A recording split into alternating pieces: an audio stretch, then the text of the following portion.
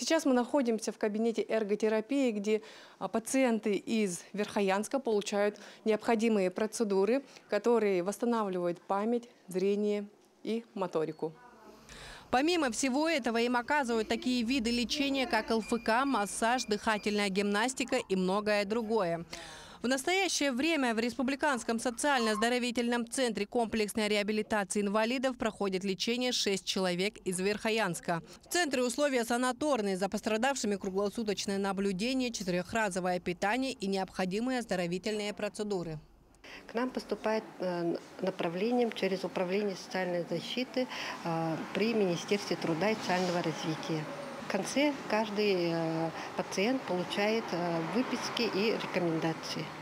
В нашем центре получают медицинскую и социальную реабилитацию. Это массаж, ЛФК, физиотерапия и работает психолог. Прежде чем пройти реабилитацию, пациенты проходят тщательный осмотр, сдают анализы и только потом врачи назначают им лечение. Каждый кабинет оснащен специальным оборудованием, где пациенты занимаются с большим желанием. Анна Иванова живет в городе Верхоянске. Во время паводков ее двор затопило. В родном городе проходят восстановительные работы, и совсем скоро она после реабилитации вернется домой.